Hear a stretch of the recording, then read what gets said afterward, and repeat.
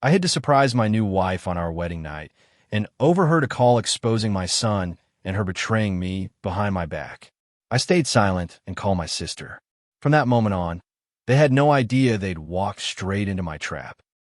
On my wedding night, I hid behind the door because I wanted to play a joke on my wife. I'd been planning it all week. I was going to wait for her to come in, let her take off her shoes, breathe a sigh of relief after the party, and then jump out shouting something funny that would make her laugh. I wanted that moment to be special, fun, memorable, something we could tell our grandkids someday. I'd gone up before her with the excuse of getting ready, and I stood behind the door like an excited teenager. I could hear my own heart beating with anticipation.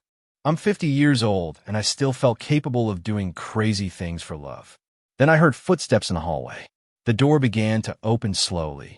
I held my breath, smiling like an idiot, but the person who came in wasn't Vanessa. It was a man. I recognized the shoes. I immediately recognized the way he walked. My whole body tensed up. I remained completely still behind that door, confused, trying to understand what was happening. The man locked the door, walked to the center of the room, took out his phone, and answered a call on speaker. What I heard in the next few minutes destroyed me in ways I didn't know were possible. The voice that came from that phone was a woman's, a voice I knew perfectly, a voice that had whispered words of love to me just hours before, and the words that came out of her mouth, the things she said, the way she talked about me, made me feel as if my blood froze inside my veins. As if every cell in my body stopped at the same time, as if the world stopped spinning and left me hanging in an infinite void. I can't tell you yet what I heard exactly. I can't reveal yet who that man was or what his relationship was to me. Because if I do it now, you won't understand the magnitude of the betrayal. You won't feel the weight of what it meant to me. First, you need to know me. You need to know who I was before that night. You need to understand everything I sacrificed, everything I built, everything I thought I was protecting. My name is Nelson, and I'm 50 years old. I was born in a neighborhood where poverty wasn't a temporary condition, but a life sentence. My father was an alcoholic, and my mother cleaned other people's houses while her own was falling apart. I grew up seeing how lack of money destroys families, how desperation turns people into shadows of what they could have been. I swore I'd be different, that my children would never go hungry, that my family would have everything I never had. At 18, I got a job on a construction site, carrying bricks. They paid me a pittance, but I worked as if they were paying me in gold. I arrived 2 hours before everyone else. I stayed 2 hours after. I learned every trade I could: masonry, plumbing, electricity, carpentry. On weekends, I studied administration at a free night school. I slept 4 hours a night for years. I had no social life. I had no fun. I only had one goal: to get out of poverty and never go back. At 25, I met Miriam. She worked as a secretary at a construction materials company where I bought supplies. She was beautiful, but not in that superficial beauty that fades with the years. She had something in her eyes, a genuine kindness that you don't see in people anymore. I fell in love with her the first day. She smiled at me. It took me 6 months to dare to ask her out because I thought a woman like her would never notice a guy like me, a worker full of dust and calluses. But Miriam said yes, and for the next 15 years, she was my reason for existing. She married me when I had nothing but debts and dreams.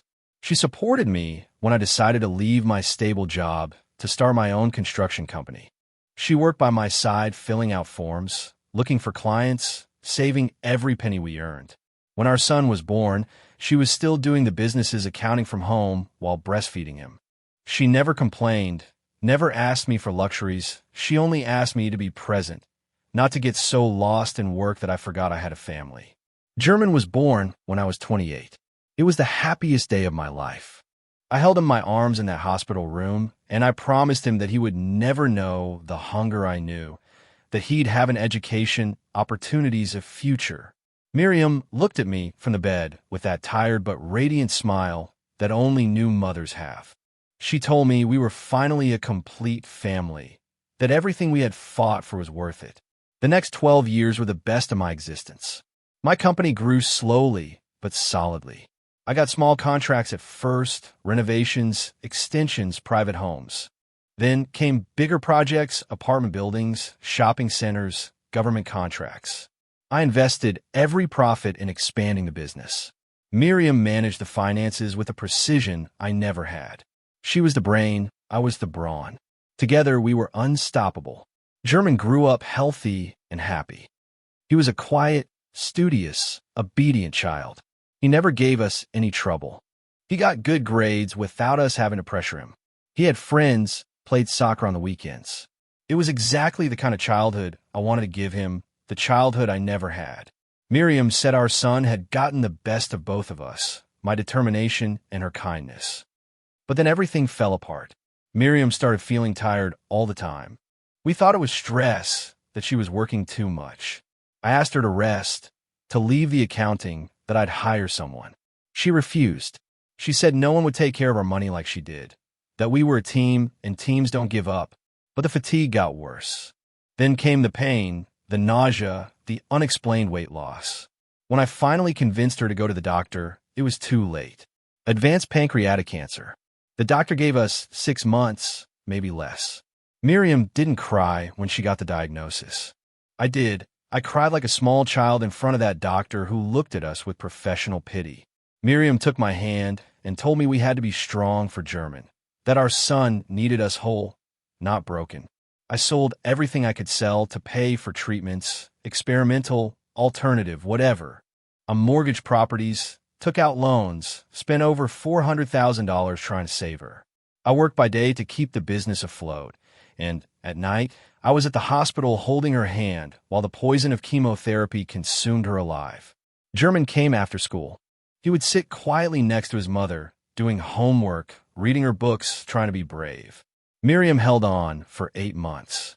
Not 6, 8 months of agony that I wouldn't wish on my worst enemy. In the end, she weighed 40 kilograms. She could no longer walk, could barely speak, but she still smiled at me when I entered her room.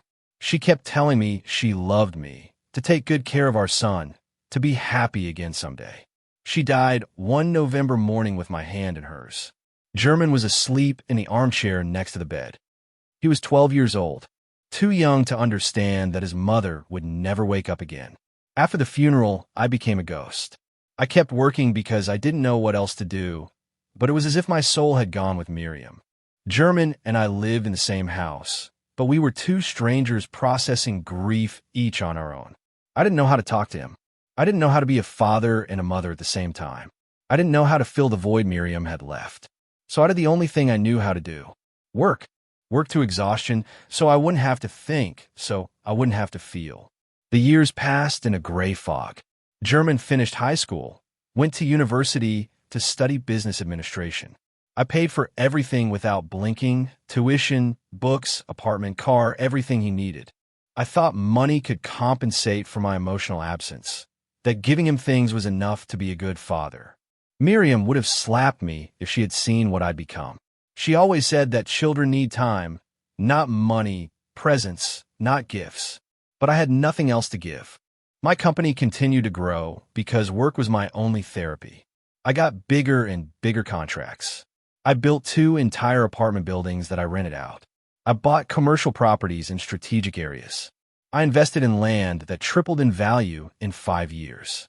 By the time German graduated from university, I was a millionaire. I had more money than I ever dreamed of as a child, but I still felt empty inside. German graduated with honors. I went to the ceremony alone, sitting among complete families celebrating together, and I felt a pang of pain so intense I almost got up and left. After receiving his diploma, German came to me and hugged me. It was an awkward, clumsy hug from 2 men who didn't know how to show affection. He told me he wanted to work with me in the company, that he wanted to learn the business, that he wanted us to be closer. I accepted immediately. I thought we'd finally have a chance to reconnect, to be father and son again. But working together only highlighted the distance that had grown between us. German was efficient, intelligent, responsible, but there was a coldness in him that wasn't there when he was a child, a hardness in his gaze that I couldn't identify. I attributed it to the pain of having lost his mother so young. I thought that with time he would heal, that we would both heal. Little did I know I was sowing the seeds of my own destruction. Another 3 years passed. I was 48 and still living like a monk, work, home, work, no friends, no social life, nothing to make me feel human. My sister Berta called me every week, worried. She told me it wasn't healthy to live like this, that Miriam wouldn't have wanted to see me become this, that I needed to go out again, meet people, maybe even think about rebuilding my life. I tell her I was fine, that I just needed time, not to pressure me. Then I met Silvio. He owned a large hardware store where I bought materials. We became friends, having coffee while I waited for my orders to be loaded. Silvio was a widower. He'd also lost his wife 5 years ago to a stroke. He understood my pain in a way no one else could. We get together on Fridays after work to have a beer and talk about our dead wives. It sounded depressing, but it was therapeutic. I finally had someone who didn't judge me for not having gotten over the loss. One day, Silvio called me distressed. He'd been diagnosed with severe diabetes and had to be hospitalized to regulate his sugar levels. He was scared because he lived alone and had no family nearby. I told him not to worry, that I'd visit him every day, and I did. I went to the hospital after work, brought him decent food because the hospital's was horrible. We'd sit and watch sports on the TV in his room. It was during one of those visits that I met her. Vanessa was a nurse on the afternoon shift, young, maybe 35, with a smile that lit up the room. She was always attentive to Silvio. She checked his sugar levels with patience, explained how he should take care of himself. She joked with him to lift his spirits.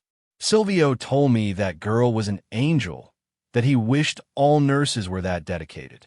I nodded without paying much attention, until one afternoon she spoke to me directly. She asked if I was the faithful friend who came every day without fail. I said yes, that Silvio was important to me. Vanessa smiled and told me that spoke very well of my character, that there weren't men like that anymore, that loyalty was an endangered value. Something in the way she looked at me made me feel butterflies in my stomach for the first time in 15 years. I felt ridiculous, a man of almost 50 blushing like a teenager over a smile. The following weeks I continued to visit Silvio religiously, and if I'm honest with myself, I started arriving earlier to coincide with Vanessa's shift. We talked while she checked on other patients. She told me she was a single mother, that she had studied nursing by working during the day and studying at night, that her dream was to specialize in intensive care. I told her about my company, about German, about how hard it had been to raise a son alone after losing Miriam. Vanessa listened to me with an attention that no one had given me in years. When Silvio was discharged, I thought I'd never see Vanessa again. I was more depressed than I wanted to admit, but 2 days later, she showed up at my office. She said she'd looked up the address in Silvio's emergency contact papers, that she hoped I didn't mind, that she just wanted to know if I'd like to have coffee sometime. I was speechless for a full 10 seconds. Then I said yes before she could change her mind. Our first coffee turned into dinner. The dinner turned into 3 more dates that week. Vanessa was easy to love. She laughed at my bad jokes. She asked me questions about my life with genuine interest. She touched my arm when she spoke. She looked at me as if I were special, as if after 15 years of feeling dead inside, I finally mattered to someone again. Berta told me to take it slow, that I barely knew her, not to rush, but I didn't want slow, I want to feel alive again. I introduced her to German after 2 months of dating. I thought my son would be happy to finally see me happy, but German was cold to her from the beginning. Polite but distant. Later he told me he thought everything was going too fast, that I should get to know her better before getting seriously involved. I answered angrily that I was 50 years old and didn't need his permission to rebuild my life. German didn't insist, just nodded and changed the subject. I should have paid more attention to that reaction. Vanessa started spending more time at my house. She cooked for me after her shifts at the hospital. She reorganized my entire kitchen, saying it needed a more efficient system. She changed the living room curtains because, according to her, the ones I had were too dark and depressing. I let her do whatever she wanted. I liked having someone filling the empty spaces of that house that had been dead for 15 years. I liked hearing her laughter in the rooms where there had only been silence. 4 months into the relationship, Vanessa suggested I update my will. She said it was irresponsible not to have everything in order at my age, that if something happened to me, German could have legal problems with the properties and the business. She was right. My will still named Miriam as the main beneficiary. It was something I had avoided facing because it meant accepting that she was really gone. Vanessa accompanied me to the lawyer. She sat by my side while Matthias, my lawyer and old friend, reviewed all my assets. Matthias looked at me strangely when Vanessa started asking questions about the life insurance and protection policies. Very specific questions about amounts, beneficiaries, payment conditions. I didn't think anything of it. I thought she just wanted to make sure everything was well organized. Matthias asked to speak to me alone for a moment. In his private office, he carefully told me it was unusual for a girlfriend of a few months to be so interested in financial matters. I answered angrily that Vanessa just wanted to help, that she was a practical woman, that not everyone had ulterior motives. We left there with my will updated. German was left as the sole heir of everything. Vanessa said nothing about it, but I noticed a certain tension in her jaw during the ride back. That night, she asked me if I'd ever thought about getting married again. I told her I hadn't seriously considered it, that after Miriam, I didn't think I could feel that way again. Vanessa was quiet for a long moment. Then she told me that she did believe in second loves, that life was too short to live it alone, that the people we love would want to see us happy. She was right about that too. Miriam had made me promise on her deathbed that I wouldn't stay alone forever, that I'd find someone to keep me company, that German needed to see his father live, not just exist. I started to seriously consider the idea of marriage. Vanessa was good to me. She made me laugh. She listened to me. After 15 years of loneliness, having someone who cared about me felt like a miracle I didn't deserve to waste. But then the strange things started, small things that didn't make much sense separately, but together they formed an uncomfortable pattern. Vanessa started showing up at my office unannounced. She'd say she was passing through the area and wanted to invite me to lunch, but she always arrived just when German was there. She always stayed talking to him longer than necessary. At first, I thought she was trying to get along with my son, that she was trying to build a relationship because she knew German was important to me. German also changed his attitude towards her. He was no longer cold. In fact, he started to be nice, too nice. He'd ask her about her work, her family, her plans. He made her laugh with comments I'd never heard him make. Vanessa seemed to blossom with the attention. I felt happy seeing them finally getting along. I thought my family was reassembling itself in a new way. What an idiot I was. One afternoon, I came home early and found them sitting in the living room having coffee together.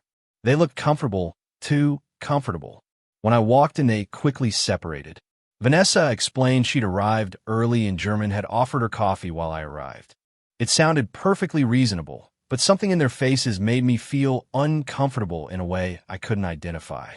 German left shortly after, saying he had plans. Vanessa stayed, but she was distracted all night. She kept checking her phone constantly with a small smile on her lips. I asked if everything was okay. She said yes, she was just tired from work. That night we made love, but I felt her mind was elsewhere. I fell asleep, feeling insecure for the first time in our relationship. The next morning, I found her phone on the dining room table. It was unlocked. I saw a message on the screen. It was from a contact saved as VIP. The message said, "Last night, I was about to tell him everything. This is harder than we thought." My heart started beating faster. I took the phone with trembling hands. I was about to open the full conversation when Vanessa came out of the bathroom. She saw me with her phone in my hand. Her expression changed for a split second. Something like panic crossed her face, but then she smiled and gently took it from me, saying it was a message from a coworker who was having problems with her husband, that she was giving her advice because she was getting a divorce. She put the phone in her purse immediately. I wanted to believe her. I forced myself to believe her because the alternative was too painful. To think she was cheating on me after I'd finally dared to love again. So I swallowed my suspicions. I smiled at her. I told her I hoped her friend would solve her problems. Vanessa kissed me and said she had to go to the hospital, but I noticed that day she changed her phone's password and started carrying it with her all the time, even to the bathroom. The following week, Vanessa intensified her campaign for marriage. She told me we weren't young anymore, that it didn't make sense to wait any longer, that if I really loved her, I should formalize our relationship. She talked about how good it would be for German to see his father happy and married again.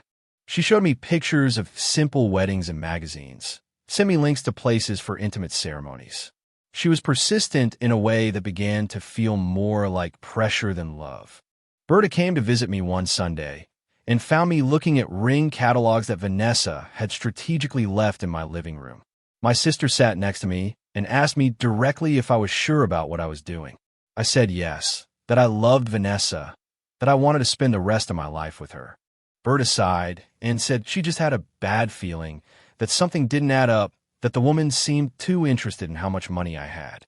I answered angrily that not everyone was after money, that Vanessa loved me for who I was, not for what I had. Berta didn't insist anymore, but I saw the concern in her eyes when she left. I should have listened to her. I should have investigated more. I should have trusted the instincts of the only person who had always been there for me. But I was blind with loneliness, blind with need, blind with that deep fear of being alone again for the rest of my life. So I did exactly what Vanessa wanted me to do. I proposed to her on a Friday night in a fancy restaurant. I had bought a 3-carat ring that cost over $50,000. Vanessa cried when I got down on one knee. She said yes between sobs. The people in the restaurant applauded. I felt like the luckiest man in the world. When we got home that night, Vanessa immediately called someone to share the news. She talked for 20 minutes with the bathroom door closed. When she came out, her eyes were bright with excitement. Vanessa wanted to get married quickly. She said that at our age, it didn't make sense to have a big wedding with months of preparation, that the important thing was to be legally together as soon as possible. She proposed that we get married in 2 months. I thought it was rushed, but she argued that we had already lost enough time in our lives being alone, that every day counted, that she wanted to be my wife now, not in a year. Her words melted me, made me feel desired in a way I hadn't felt since Miriam. I agreed to the date. Vanessa took care of almost everything. She chose the venue, the menu, the invitations, the flowers. I just had to sign checks and show up when she asked. She said she wanted to take that burden off me because I worked too much, that she would handle the details while I focused on the business. I thought it was considerate of her. I didn't see the trap that was closing around my neck like an invisible noose. A week before the wedding, Vanessa asked me to update my life insurance. She said that now that we were going to be husband and wife, it was responsible to increase the coverage, that if something happened to me, she would need to be financially protected, that besides German, would be more at ease knowing everything was in order. The logic seemed sound. I called my insurance agent and increased the policy to $2,800,000. The agent congratulated me on the wedding and told me it was a smart decision to protect my future wife. When I told Vanessa I had increased the insurance to the exact amount she had suggested, I saw something in her eyes, a strange glint that disappeared so quickly I thought I had imagined it. She hugged me tightly and told me I was the kindest and most responsible man she had ever met, that she felt lucky to spend the rest of her life with me. That night, we made love with an intensity we hadn't had in weeks. I should have wondered why she was suddenly so passionate right after talking about money. The days leading up to the wedding were a whirlwind. Vanessa was everywhere organizing everything. German was also strangely involved. He helped with things he normally wouldn't be interested in. He checked the guest list, coordinated with the photographer, confirmed reservations. Vanessa said he was being a wonderful son, that he was finally showing me how much my happiness mattered to him. I was touched. I thought that after years of distance, my son was finally accepting that I deserved to be happy again. The night before the wedding, I had a small dinner with Berta, Matthias, and Silvio, my closest people. Berta still looked worried, but she tried to hide it. Matthias toasted to my happiness, although I noticed some reservation in his tone. Silvio was the only one genuinely enthusiastic. He told me Vanessa was a great woman, that she had taken care of me as well as she took care of her patients, that I was lucky to have found her. His words comforted me. If Silvio, who met her first, trusted her, then I could too. That night, Vanessa stayed at a hotel because she said it was bad luck for the groom to see the bride before the ceremony. She gave me a long kiss at the door and whispered that tomorrow our life together would begin forever. I went to sleep alone in that huge house, feeling strangely empty. I should have recognized that feeling as the warning it was, but I ignored it. I forced myself to think it was just normal pre-wedding nerves. The ceremony was beautiful. Vanessa chose an ivory dress that made her look radiant. I wore the same suit I had worn at my wedding with Miriam. Berta had told me it was morbid, but I wanted to feel that Miriam was there in some way, that she was giving me her blessing. When Vanessa walked down the aisle, all the guests sighed. She looked like a bride from a magazine. She smiled in a way that lit up the whole room. We exchanged vows that she had written. They spoke of second chances, of healing past wounds, of building a future together. They were beautiful. When the judge declared us husband and wife, I kissed her, feeling that I was finally leaving behind 15 years of pain. The reception was elegant, 120 guests, exquisite food, live music. Vanessa had spent almost $150,000 on that wedding. I signed every check without a second thought. I wanted it to be perfect for her.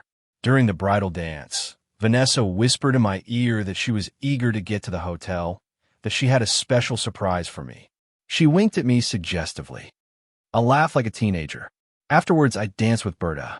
My sister hugged me tightly and told me she hoped she was wrong in her suspicions, that she wished me all the happiness in the world, that I deserved to be truly loved. I told her that this time everything would be different, that Vanessa was my second chance, and I wasn't going to waste it. German gave an emotional toast. He talked about how he had seen me suffer for years, how he had seen me work tirelessly to give him everything, how he was finally happy to see me smile again. He said Vanessa was exactly what I needed, that she brought light back into my life. Everyone applauded. I had tears in my eyes. Vanessa was crying too. They hugged after the speech in a way that I found touching. I thought we were finally a real family again. The party ended around 11 at night. Vanessa and I said goodbye to the guests and got into the car that would take us to the hotel. She had booked the presidential suite at the most luxurious hotel in the city. It cost $4,000 a night, but she said our wedding night deserved the best. During the ride, she was clinging to my arm, kissing my neck, telling me how much she loved me. I felt like the luckiest man on the planet. We arrived at the hotel around midnight. We went up to the suite, and Vanessa asked me to give her 15 minutes to get ready, that she wanted to put on something special, that I should go to the lobby bar for a drink while she got ready. I thought it was strange, but I figured maybe she had something romantic planned. I went down to the bar, ordered a whiskey, drank it quickly because I was anxious to get back. When I went up again, barely 10 minutes had passed. I opened the suite door with the key card, trying not to make a sound. I wanted to surprise her. Maybe she was putting on some lingerie. Maybe she had decorated the room with candles. I entered quietly. The room was empty. No one was there. I heard water running in the bathroom. I thought she was taking a shower. Then the idea of the joke occurred to me, to hide behind the door, wait for her to come out, scare her a little playfully, make her laugh, start our married life with a fun moment we could remember. I stood behind the door, feeling ridiculous and happy at the same time. A 50-year-old man behaving like a child, but I didn't care. I felt alive. I felt young. I felt loved. I heard the water stop running. I held my breath, waiting to see her come out wrapped in a towel. But whoever came out of the bathroom wasn't Vanessa. The footsteps were heavier, a man's footsteps. And then the bedroom door opened. Someone came in, locked it, and I immediately recognized who it was by the sound of his shoes on the wooden floor. It was German. My son was in my honeymoon suite. My whole body went rigid. I didn't understand what was happening. Maybe he was coming to drop something off. Maybe Vanessa had asked him to bring something she forgot. I tried to come out of my hiding place to ask him what he needed. But then German took out his phone, dialed a number, put the call on speaker, and the voice that answered made my heart stop completely. Vanessa's voice came from the speaker, clear and sharp like a knife piercing my chest. It didn't sound like the sweet, loving voice she had used with me all day.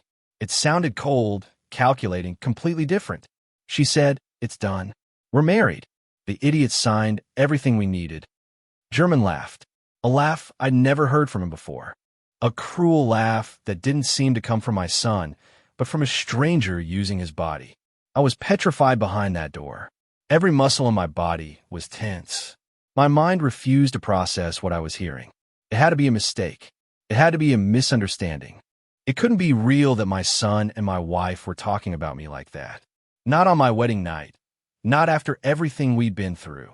My breathing became shallow. I had to cover my mouth with my hand to keep from making any noise that would give me away. Vanessa continued talking. She asked German if I had suspected anything during the ceremony. German replied no, that the old man was completely blind, that it had been easier than they imagined. He said I had cried during the vows like a sentimental fool, that it was pathetic to see me so desperate for love that I didn't notice anything. Every word was like acid burning inside me. I felt nauseous. I felt the floor move beneath my feet, but I couldn't move. I couldn't do anything but listen. Vanessa told him he had done an excellent job, winning my trust again, that after months of being cold, he had finally managed to make me believe he was happy for my happiness. German replied it wasn't hard, that I'd always been weak, that since Mom died, I'd become a ghost who only knew how to work and make money, that I was never a real father, that all I did was buy his affection with material things, thinking that was enough. His words shattered me in ways I didn't know were possible. My son hated me, my own son whom I had raised alone for 15 years, to whom I gave everything I didn't have, whom I protected and supported and educated, sacrificing my own happiness. He hated me and I never knew it. I never saw the signs. I never realized that while I was working to give him a future, he was cultivating a resentment that would end up destroying me. Vanessa asked him when it had all started between them. German laughed again. He said she had sought him out 8 months ago, that she contacted him through social media after researching him, that she proposed the whole plan from the beginning, to seduce the rich, lonely old man, marry him, wait for the right moment, and split the inheritance when I was no longer a problem. Vanessa interrupted him, saying the hardest part had been pretending to be attracted to a man my age, that every time she touched me, she had to close her eyes and think of the $2,800,000 from the insurance. I felt bile rising in my throat. Every kiss she gave me, every caress, every night we spent together, it had all been an act. She never loved me, never felt anything for me, except disgust and ambition. I was just a means to an end. A stupid old man with money who was lonely and desperate enough to believe a woman 15 years younger could genuinely love him. Tears started to run silently down my cheeks. Tears of humiliation, of betrayal, of a pain so deep it had no name. German asked her how long they would have to wait before making the next move. Vanessa replied not long, that she already had everything planned, that I had a habit of inspecting the construction sites personally, that accidents on construction sites were common, that no one would suspect anything if I fell from a scaffold or if something hit me, that with the medical history she had been carefully documenting, it would seem like I had a dizzy spell from high blood pressure. My heart was beating so hard I thought it would give me away. They were planning to kill me. It wasn't just stealing from me or cheating on me. They wanted to murder me. My wife and my son wanted me dead to get my money. I tried to control my breathing. I tried to stay calm, but I felt like I was going crazy. I felt like everything I had believed in, everything I had worked for my entire life was a horrible, cruel lie. Vanessa told German to be patient, that it would be 6 months at most, that after that they would be free to be together openly, that they could travel, that they could live the life they deserved without having to pretend anymore. German replied that 6 months was a long time, that he was already tired of acting, that he wanted to speed up the process. Vanessa told him not to be impatient, that if they rushed they could make mistakes, that they had to be smart. They talked for almost 5 more minutes about specific details, about how German would have to act devastated when I died, about how Vanessa would have to play the heartbroken widow, about how they would divide the assets without raising suspicion, about how they would sell the properties gradually so as not to attract attention. They had everything calculated, every detail, every scenario, every possible complication. They had planned my death with the same meticulousness with which I planned my construction projects. Finally, Vanessa told him she had to hang up, that I would be back from the bar soon, that they had to be careful. German told her he loved her. She replied that she loved him too, that all this would be worth it in the end, that they just had to keep up the act a little longer. They hung up. German put his phone away, stood in the middle of the room for a moment, then looked at himself in the mirror that was next to the door where I was hiding. I could see his reflection perfectly from my position. He had a smile on his lips, a satisfied, self-sufficient smile, the smile of someone who thinks they've won. He fixed his hair, straightened his tie. He looked so normal, so ordinary, like the son I knew. But he wasn't my son anymore. He was a stranger, a monster with the face of the person I loved most in this world after Miriam. German left the room silently, closed the door carefully. I heard his footsteps fading down the hall. I stayed behind that door, unable to move, unable to think, unable to process what I had just heard. I don't know how long I spent there. It could have been 5 minutes or 30. Time had ceased to exist. There was only pain, a pain so great it didn't fit in my body. I finally managed to move. I came out of my hiding place on trembling legs. The room was spinning. I sat on the edge of the bed, trying to breathe, trying to think, trying to figure out what to do now. Vanessa was going to come back any moment. She was going to walk through that door, expecting to find her new husband happy and in love, expecting to continue the charade, expecting to keep acting until the day she could kill me and collect the insurance. Something inside me hardened. The pain began to transform into something different, something cold and calculating.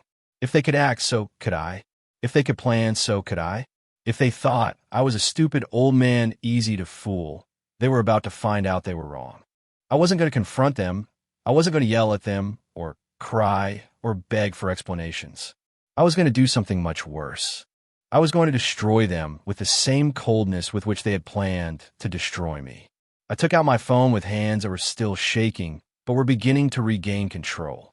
I opened the voice recording app. I cursed silently when I realized I was too late. The conversation was already over. I had no proof of what I had just heard. It was my word against theirs.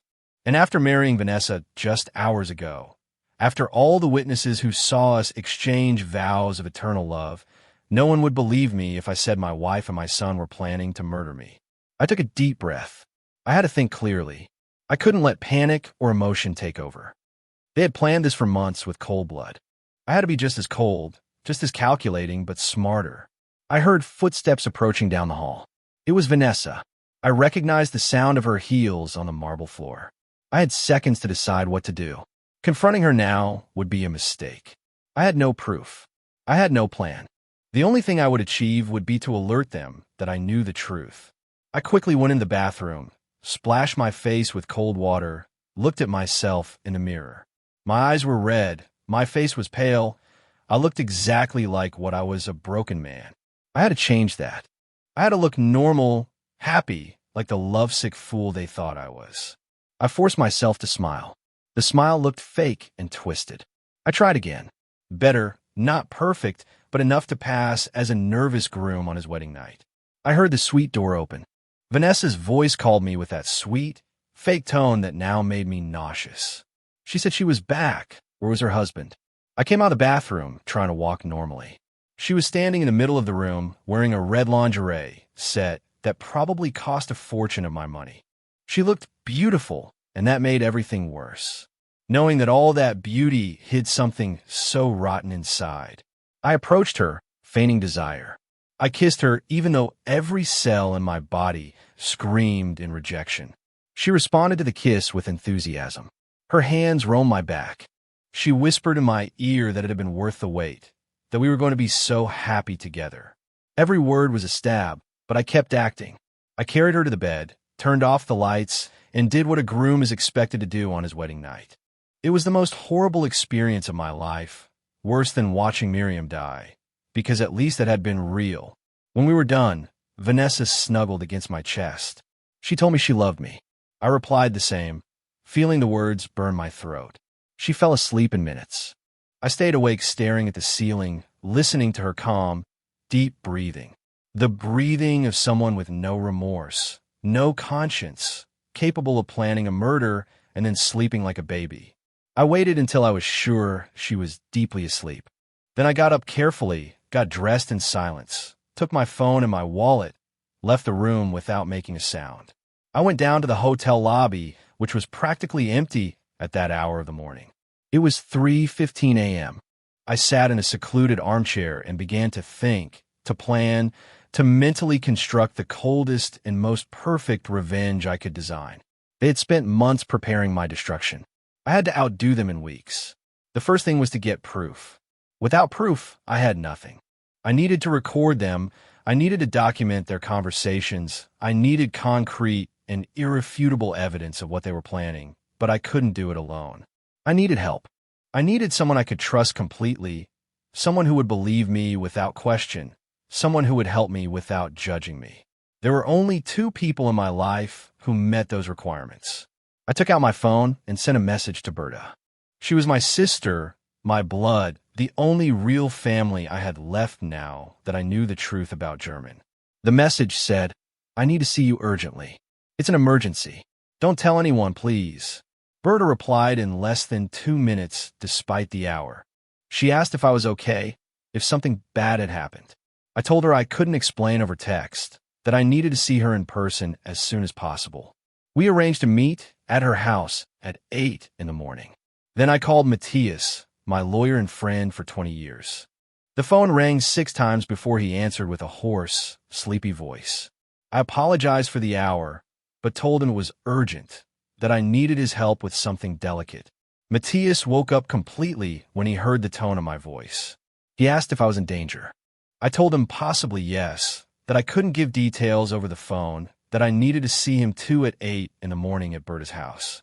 He agreed without asking any more questions. I returned to the suite as dawn was breaking. Vanessa was still asleep in the same position I had left her in. I lay down next to her, closed my eyes, didn't sleep a second. I just waited for her to wake up to continue the act. When she opened her eyes around 7, she smiled at me with that fake smile I could now clearly see for what it was. She said, "Good morning, husband." I replied, "Good morning, wife." And I feigned happiness while inside. I only felt an icy void. I told her I had to go solve an urgent work matter, that a project had problems with permits and needed my signature. Vanessa pouted. She said it was our honeymoon, that work could wait. I insisted firmly. I explained that if I didn't solve this today, we could lose a $500,000 contract. Her eyes lit up when she heard the figure. She said that in that case, of course, I should go, that she would take the opportunity to sleep a little more and then go to the hotel spa, that we would see each other later for dinner. I got dressed quickly, kissed her on the forehead, left that room feeling like I was leaving behind the man I had been and becoming something different, something harder, colder, more dangerous. I drove to Berta's house on autopilot. My mind was working at full speed, calculating, planning, anticipating every possible scenario. When I arrived, Matthias was already there. They both looked at me with evident concern on their faces. We sat in the living room. Berta brought me coffee that I didn't touch. They asked me what had happened, and then I told them everything, every detail of what I had heard the night before. The conversation between German and Vanessa, the plan to kill me, the life insurance, the 8 months of conspiracy, everything. I spoke for 20 minutes without stopping. My voice was monotonous, devoid of emotion, as if I were reporting the weather instead of describing how my family was planning to murder me. When I finished, there was a heavy silence. Berta had tears running down her cheeks. Matthias was clenching his jaw so hard I could hear his teeth grinding. Finally, Berta spoke. She said she always knew something was wrong with Vanessa, that her instinct had warned her, but that she had no concrete proof, that she was so sorry, that she should have insisted more. I told her it wasn't her fault, that I was the blind one, the stupid one, the one who let himself be deceived by loneliness and desperation. Matthias was more pragmatic. He asked if I had any recording of the conversation. I shook my head. He said that complicated things legally, that without direct proof, it would be my word against theirs, that even if I managed to record them now, I would have to do it legally for it to be admissible in court, that we needed to be very careful with every step we took. We couldn't make mistakes, one mistake, and they would realize I knew the truth. I told them I had a plan, that I needed their help to execute it, that I was going to pretend I knew nothing, that I was going to act like the happy, stupid husband they thought I was. But in the meantime, I was going to document everything, record conversations, gather evidence, investigate Vanessa's past, review every detail of the relationship between her and German, and when I had enough material, I was going to expose them publicly in the most humiliating and destructive way possible. Berta asked if it wouldn't be safer to just get a divorce, leave, get away from them before they could hurt me. I explained that wasn't enough, that if I divorced now, Vanessa would receive a portion of my assets by law, that they would simply find another victim, another lonely, rich man to deceive. I couldn't let them get away with it. Not after what they had done to me. Not after finding out that my own son hated me enough to want me dead.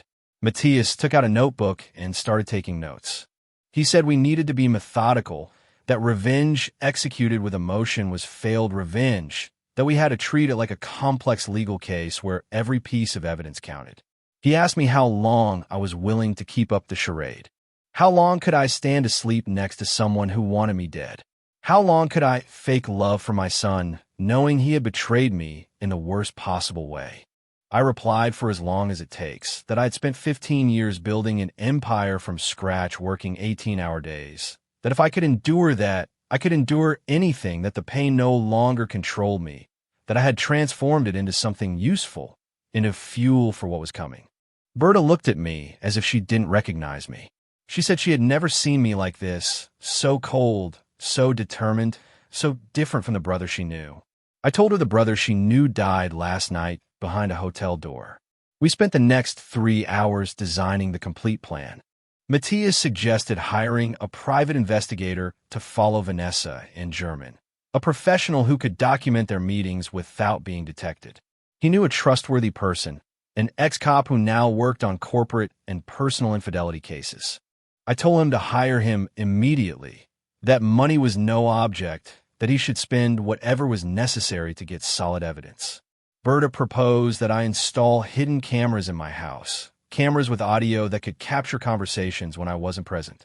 Matthias warned that was legally complicated, that recording someone in their own home without consent could be illegal depending on the state. But I no longer cared about legal technicalities. I told them to find a way, that if the recordings weren't admissible in court, at least we would have them for public exposure, that social shame was sometimes more destructive than any legal sentence. Matthias also suggested I start documenting everything in writing, every strange conversation, every suspicious behavior, every time Vanessa asked about money or insurance, to create a detailed diary with dates and times that could serve as evidence that I had been aware of a suspicious pattern. I took out my phone and opened a note.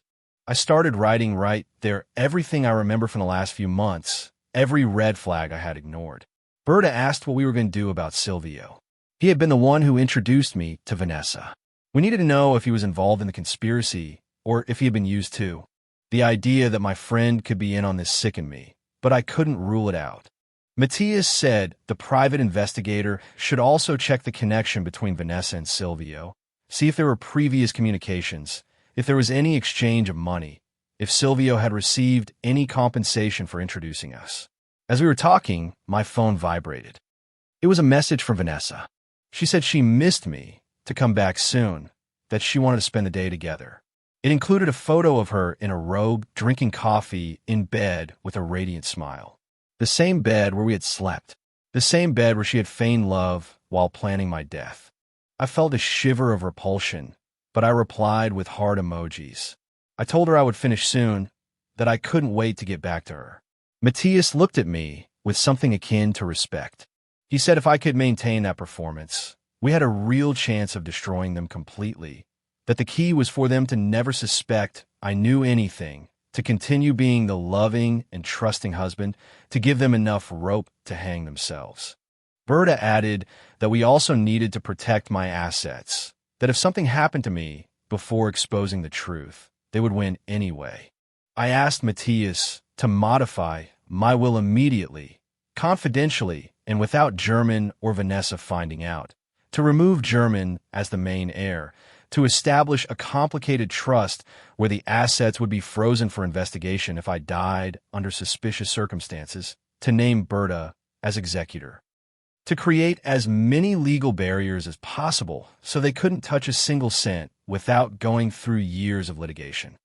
Matthias took note of everything. He said he would prepare the documents for me to sign in his office that week, that he would find a legal excuse to justify my visit without raising suspicion, maybe some paperwork related to the company, an update to contracts, something routine that wouldn't alert anyone.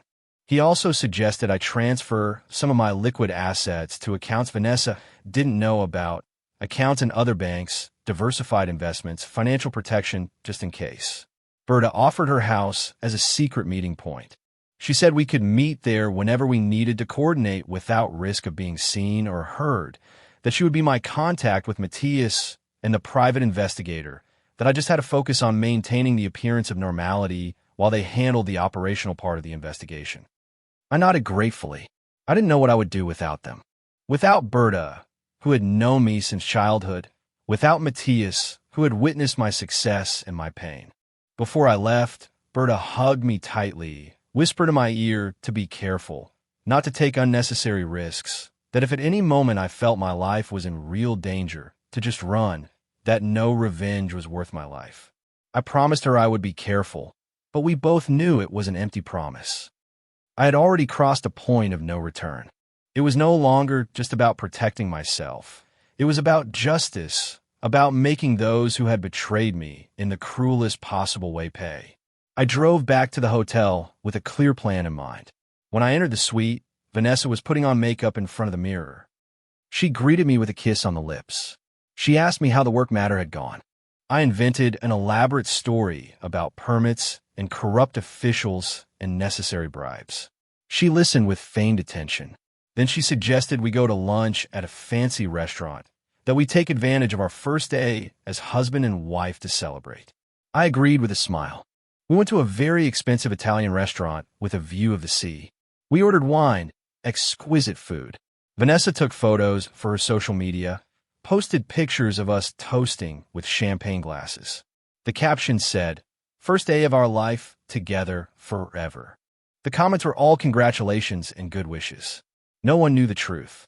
No one suspected that behind those smiles was a murder plot and a thirst for revenge. During lunch, Vanessa started talking about the future. She said we should think about traveling, that she had always wanted to see Europe, Paris, Rome, Barcelona, that now that we were married, we could enjoy life together, that I worked too much and deserved a rest. I nodded while mentally calculating how much each word, each fake smile, each manipulative caress was costing her. I was building an emotional debt that I would soon collect with interest. I asked her casually about German, about how she had seen him lately, if she noticed anything different about him. Vanessa tensed for a split second, so brief that someone who wasn't looking for signs wouldn't have noticed. But I was hyper-aware of every micro-expression, every change in her body language. She replied that German seemed happier lately, more relaxed, that maybe he was finally accepting our relationship. I smiled and said that made me very happy. After lunch, we went for a walk on the beach. Vanessa hung on my arm, rested her head on my shoulder, acted like the perfect loving wife, and I acted like the lucky husband. Two actors in a macabre play where we both knew our roles perfectly. The difference was that she didn't know I was acting too, that behind my smiles and sweet words was a man planning her total destruction. That night we went back to the hotel. Vanessa wanted to make love again. I fulfilled my marital duties, feeling like I was prostituting myself, selling my body and my dignity for information and access. After she fell asleep, I went to the bathroom. I looked at myself in the mirror. The man looking back at me was a stranger. He had my eyes, but not my soul. My face, but not my essence. I had become something I didn't recognize, something capable of sleeping with my enemy, of kissing the person who wanted me dead, of smiling while planning revenge. I wondered if Miriam would recognize me now, if she would be proud or horrified of what I had become. I decided it didn't matter. She was dead. German had forgotten her, and I was alone in this, alone with my pain, alone with my rage, alone with my determination to do justice, even if it cost me the last thing I had left of my humanity. I went back to bed, lay down next to Vanessa, and began to mentally count the days until her fall. The following days were an exercise in self-control I didn't know I possessed. I returned home with Vanessa, acting like the happiest husband in the world. She officially moved in and began changing things in the house. New furniture, new decorations, erasing the last traces of Miriam that still remained. Every change was like a knife in my chest, but I smiled and nodded. I told her she had good taste, that the house needed a refresh, that I liked this new beginning. German came for dinner twice a week. He sat at my table, ate my food, looked me in the eye, and asked me how the marriage was going, if I was happy, if Vanessa was treating me well. And I would reply that I had never been better, that she was exactly what I needed, that I felt lucky to have a second chance at love. He would smile, Vanessa would smile, and I would smile too, while imagining them destroyed and humiliated in front of the whole world. Matthias hired the private investigator. His name was Fabio, a 60-year-old man with a common face and extraordinary skills for going unnoticed. We met in secret at Berta's house. Fabio explained that he would start by following Vanessa first, documenting her movements, her calls, her meetings. He asked for access to her phone bills. I told him Vanessa used a family plan that I paid for, that I could get the records without her knowing. Fabio also installed a tracking program on my own phone, one that allowed me to record conversations with a single button, legal because I was part of the conversations, admissible in courts, and captured something incriminating. He taught me how to use it without it being obvious, how to activate it discreetly, how to save the files to the cloud automatically so they couldn't be deleted if something happened to me. It was simple but effective technology. The first week, not much happened. Vanessa went to the hospital, came home, cooked, we watched TV together. She acted like the perfect wife. But Fabio noticed something interesting. 3 times that week, Vanessa left the hospital 2 hours before her shift officially ended. All 3 times, she drove to a cafe on the other side of town. All 3 times, she met with German. They would sit at a table in the back. They spoke in low voices. Fabio couldn't record the conversations, but he took pictures of each meeting. When Fabio showed me the photos, I felt a mix of satisfaction and fury. Satisfaction because I had visual evidence that they were meeting in secret. Fury because seeing them together made everything more real, more painful. In the photos, they looked relaxed, comfortable. In one image, Vanessa was touching German's hand on the table. In another, he was stroking her hair. They weren't innocent gestures. They were gestures of intimacy, of something more than friendship or conspiracy. They were lovers. Matthias suggested we needed audio, that the photos were good, but not enough that we needed to hear them admit the plan again. Fabio said he could install long-range directional microphones, that at the next meeting he would try to capture the conversation. I told him to do whatever was necessary, that money was no obstacle, that every recording brought us closer to destroying them completely. Meanwhile, I continued to gather information on my own. I reviewed Vanessa's bank accounts under the pretext of organizing our finances as a married couple. I discovered she had more debts than she had admitted, maxed out credit cards, personal loans. She owed almost $80,000 in total. When I asked her about it, she told me they were medical expenses for her mother, that she had had to go into debt to pay for treatments. It sounded convincing, but Fabio investigated and found out her mother had died 5 years ago. The debts were from luxury purchases, clothes, jewelry, trips. I also investigated her work history. Vanessa had told me she had been working as a nurse for 10 years, that she loved her profession, that it was her calling. But the records showed something different. She had worked at 5 different hospitals in 8 years. She never lasted more than 2 years in each place. She always resigned or was fired for unspecified reasons. At one of the hospitals, Fabio managed to talk to a former colleague. The woman told him that Vanessa had had an inappropriate relationship with a relative of a patient, an elderly, wealthy man who died 6 months later. That information made my blood run cold. I wasn't her first victim. Vanessa had a pattern. She looked for older, vulnerable men with money. She would get close to them, seduce them, and then something would happen.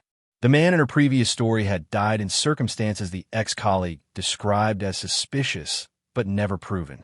A sudden heart attack, no autopsy because the family didn't want one. Vanessa had disappeared immediately after the funeral. I showed this information to Matthias. He turned pale.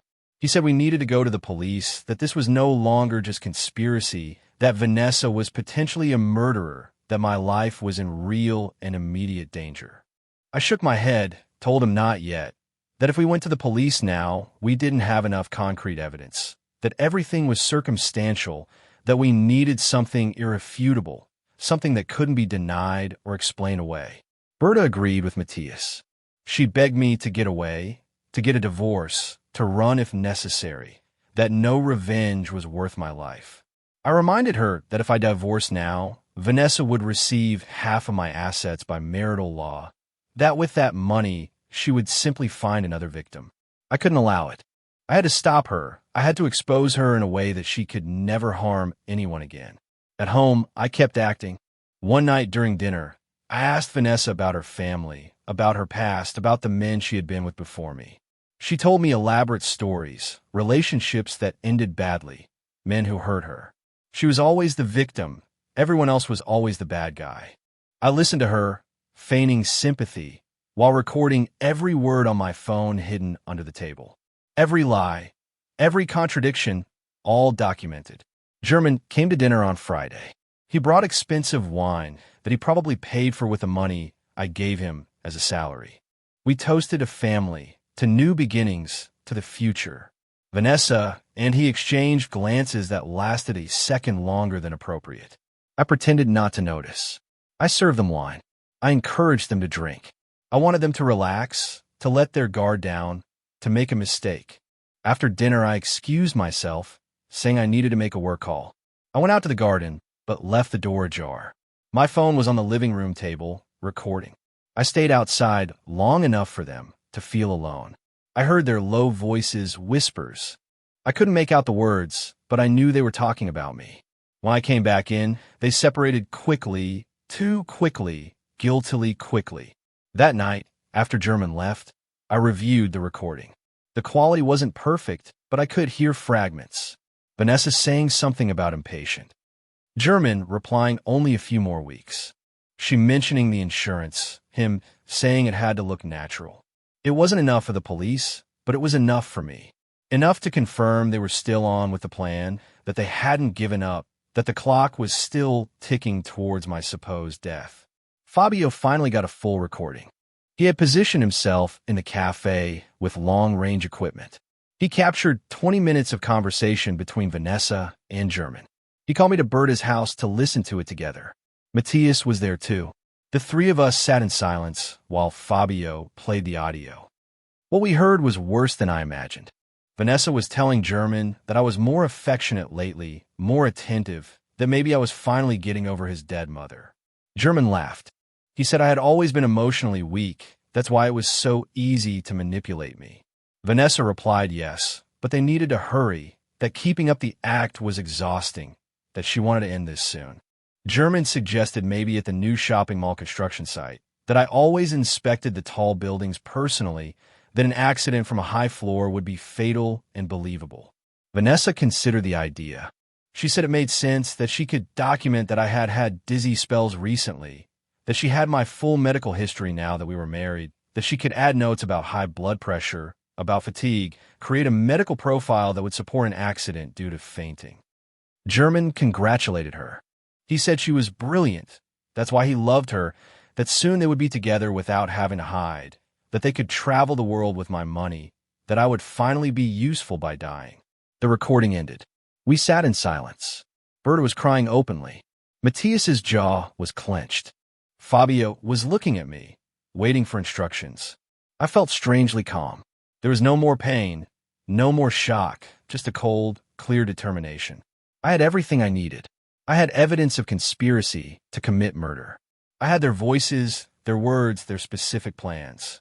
Now I just needed to decide how to use that information to destroy them in the most complete and public way possible. I told Matthias I wanted to have a dinner party, a special dinner where I would gather all the important people in my life. Berta, Silvio himself, some business partners, close friends, and, of course, Vanessa in German. Matthias immediately understood what I was planning, a public exposure, an unmasking in front of witnesses. He asked if I was sure, if I wouldn't rather just go to the police with the recordings and let justice take its course. I replied that legal justice wasn't enough, that I needed everyone to know who they really were, that their reputations be destroyed along with their freedom. I organized the dinner for 2 weeks later. I told Vanessa I wanted to celebrate our first month of marriage with the people who mattered most to us. She got excited. She started planning the menu, the decorations, the music. I let her do everything while I secretly prepared the real show of the night.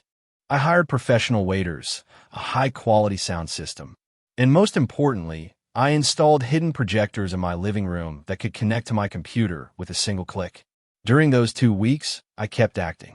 I continued to be the perfect husband. I bought Vanessa flowers. I took her to dinner. I told her I loved her all, while knowing exactly what she and my son were planning. German came to the house often, helped with the dinner preparations, asked me who I had invited. I gave him the full list without hiding anything. 20 people in total, enough witnesses for the humiliation to be complete and irreversible. Fabio continued to watch them. He captured more meetings, more conversations. In one recording, Vanessa told German that after the family dinner would be the perfect time, that I would be relaxed and confident that they could execute the plan at the mall construction site the following week. German agreed. He said he had already checked the site, that the 10th floor didn't have complete railings yet, that it would be easy to make it look like an accident. The night before the dinner, I gathered all the evidence, organized it into a video presentation. Photos of Vanessa and German together at the cafe, excerpts of the most incriminating recordings, documents showing Vanessa's debts, her suspicious work history, the investigation into the previous man who died, all compiled into a 15-minute file that told the whole story without me needing to say a word. I showed the presentation to Matthias and Berta. Matthias said it was devastating, that there was no way they could deny it, that with this we would not only go to the police afterwards, but the case would be solid for the prosecution. Berta asked me one last time if I was sure, if I really wanted to do this so publicly. I said yes, that I wanted everyone who had been at my wedding, everyone who had celebrated my supposed happiness, to see the truth, that it was the least I deserved after being betrayed so brutally. The night of the dinner arrived. The guests started arriving at 8. Vanessa looked beautiful in an emerald green dress I had bought her the week before. She greeted the guests with smiles and hugs. She acted like the perfect hostess. German arrived early to help. He wore a new suit. He looked successful, confident, like the perfect son supporting his father. No one suspected a thing. Berta arrived with Matthias. Silvio came with his new girlfriend. Several business partners with their wives, friends I'd known for years, all happy to celebrate my marriage, all oblivious to what was about to happen. I served drinks, talked, laughed, acted like the happy host while my heart beat with cold anticipation. Vanessa would kiss me occasionally, take my hand, whisper how much she loved me in front of everyone. Every gesture gave me more conviction that what I was about to do was the right thing. The dinner was exquisite, elaborate dishes that Vanessa had chosen carefully. Expensive wine, lively conversation. At some point, German gave another toast. He talked about how proud he was to see me happy again, how Vanessa had brought joy into my life, how we were finally a complete family. People applauded. Vanessa blushed, feigning modesty. I raised my glass and smiled. I said I had a lot to be thankful for, that this night was very special, that I had a surprise prepared for everyone. After dessert, I asked for everyone's attention.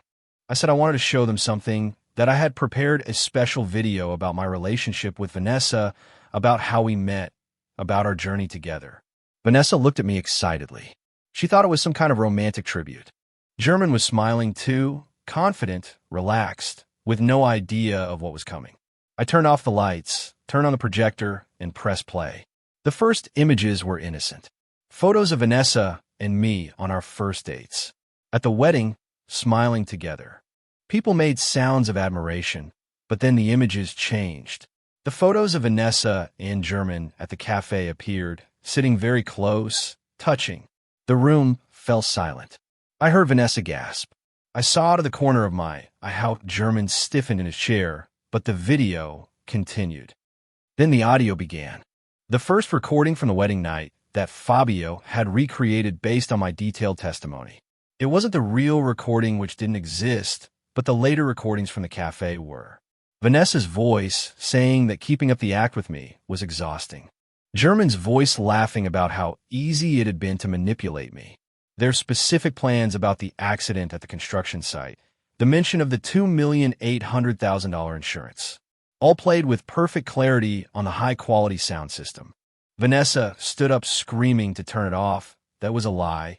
That someone had manipulated the recordings, but her voice sounded desperate, guilty. German remained seated, paralyzed, his face as pale as a ghost. The video continued. It showed the documents of Vanessa's debts, her problematic work history, the information about the previous man who had died suspiciously, all projected on the wall for the 20 guests to see clearly. When the video ended, I turned on the lights. The silence in the room was absolute. All eyes went from Vanessa to German to me. Some guests had expressions of shock, others of horror. Berta was crying, but this time with relief. Matthias had his phone in his hand, ready to call the police if necessary. Silvio looked at me with guilt in his eyes. He finally understood that he had been used to introduce me to a predator. I spoke in a calm voice. I told everyone present that I was sorry to ruin the evening, but that they needed to see the truth. That the woman I had married and my own son had conspired for months to murder me and steal my fortune. That I had all the evidence documented and verified, that I had already contacted the authorities, that officers were on their way to arrest them, that I wanted everyone to be witnesses to this moment so they could never deny what they had done. Vanessa tried to approach me, pleading, saying she could explain that things weren't as they seemed, that she really loved me. I backed away. I told her not to touch me, that every word that came out of her mouth was poison, that I had slept next to her knowing she wanted me dead and it gave me nightmares, but that it was worth it to get to this moment, to see her exposed in front of everyone. German finally spoke. He asked me how I knew when I found out the truth. I told him about the wedding night, about hiding behind the door to play a joke, about hearing their entire conversation. I saw his face crumble as he understood that from the beginning I knew everything, that every smile, every hug, every feigned moment of the last 2 months had been my silent revenge. I told him the worst part wasn't that he wanted my money. It was that he hated me and I never had a chance to know it. That if he had told me he blamed me for his mother's death, that he blamed me for not being present, we could have talked, healed. But he chose the path of betrayal and murder, and now he was going to pay the consequences. German looked down, unable to meet my gaze. For the first time since he was a child, I saw him cry. Sirens were heard outside. Matthias had called the police 15 minutes earlier, as we had planned. 4 officers enter the house. I gave them copies of all the evidence, the recordings, the documents, all organized and labeled. They arrested Vanessa and German in front of the 20 witnesses. She was screaming. He went silently. They handcuffed them, took them out of my house, out of my life, towards the fate they had earned with their own actions. When they left the rooms, it was still silent. No one knew what to say. Finally, one of my partners spoke. He said he was so sorry, that he couldn't imagine the pain I must have felt. I replied that the pain no longer mattered, that I had transformed it into something else, into justice, into protection for future victims, into the certainty that I did the right thing, even if it cost me everything. The guests began to leave slowly. They hugged me, offered support, some cried. Silvio approached me with tears in his eyes, asking for forgiveness. I told him he had been deceived too, that Vanessa was a professional at what she did, that it wasn't his fault. Berta was the last to leave. She hugged me tightly and whispered that she was proud of me, that I had been stronger than she imagined possible, that Miriam would be proud too. I was left alone in that huge house, surrounded by the mess of the interrupted dinner. But for the first time in 2 months, I felt like I could breathe. There was no more acting, No more lies, no more fear, just silence. And in that silence, I began to rebuild myself. A year later, I was having coffee with Fabio, my widower friend, who had also lost his wife. He was telling me about a woman he had met, young, beautiful, very interested in his financial situation. I listened to him attentively and shared my story, the signs I ignored, the patterns I didn't see, and he understood. He canceled the next date with her. I learned that blood doesn't guarantee loyalty, that love can't be bought with sacrifice, that sometimes the people who hurt you the most are the ones who chose to love you and then chose to betray you. But I also learned that I'm stronger than I thought, that I can survive any betrayal, and that the best revenge isn't hatred, but the truth exposed in the brightest possible light. Vanessa is serving 15 years in prison for conspiracy to commit murder and fraud. Germán 12. I'm still alive, still working, and now I recognize danger long before it gets too close.